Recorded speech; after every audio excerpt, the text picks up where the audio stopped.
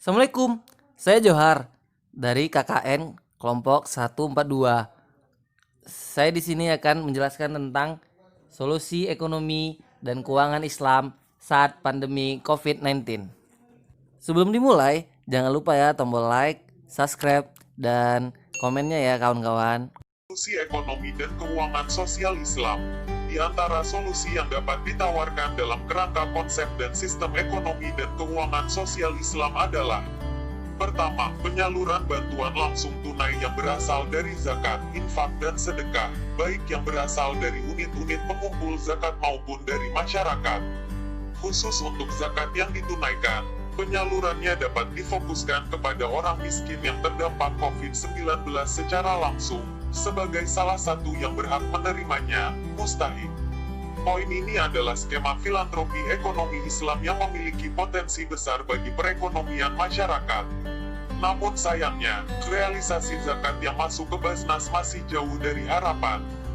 Realisasi zakat di akhir tahun 2018 tercatat hanya Rp 8,1 triliun, padahal potensinya mencapai Rp 252 triliun. Untuk itu, penguatan kampanye dana zakat, infak, dan sedekah dapat terus digiatkan. Di antaranya dengan menjadikan masjid sebagai pusat baitul mal untuk masyarakat sekitarnya dan wajib didaftar sebagai unit pengumpul zakat UPZ, di bawah koordinasi organisasi pengelola zakat OPZ. Meski masjid-masjid saat ini sementara tidak difungsikan, di era media sosial ini jamaah masjid tetap dapat digerakkan dengan membayar zakat secara online. Kemudian, literasi perhitungan zakat dapat dikuatkan dengan pendirian zakat center di masjid dan kampus-kampus.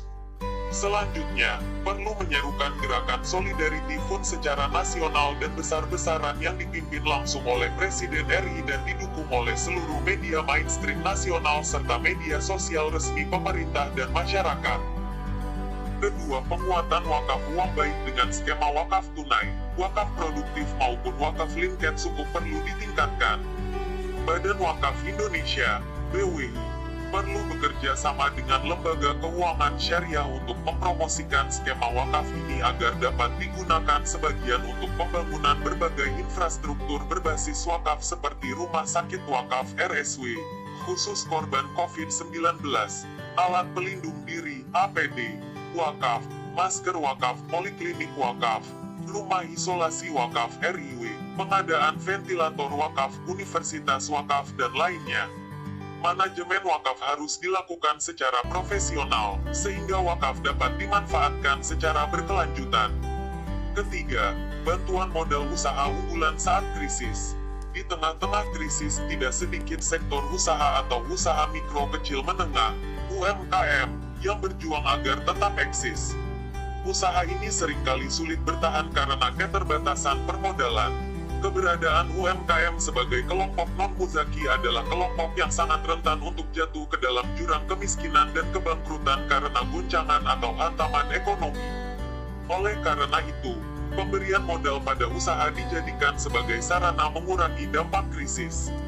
Pemberian modal ini dapat dilakukan dengan beberapa alternatif kebijakan, seperti pemberian stimulasi tambahan relaksasi perbankan syariah dan restrukturisasi atau penangguhan pembayaran kredit pembiayaan syariah selama beberapa bulan ke depan. Pemberian permodalan dari perbankan, lembaga keuangan syariah ini perlu didukung dan dikuatkan dengan pendampingan sehingga dapat dipertanggungjawabkan. Pada akhirnya, jika program-program di atas, khususnya bantuan langsung tunai, zakat, infak, wakaf, atau CSR, baik untuk masyarakat maupun sektor usaha atau UMKM, betul-betul dapat digalakkan, maka upaya tersebut diharapkan dapat meningkatkan kembali agregate demand dan agregate supply ke kanan, dalam kurva demand and supply. Diikuti dengan pembangunan pasar daring yang fokus kepada UMKM yang mempertemukan permintaan dan penawaran, sehingga surplus ekonomi terbentuk kembali dan membantu percepatan pemulihan ekonomi.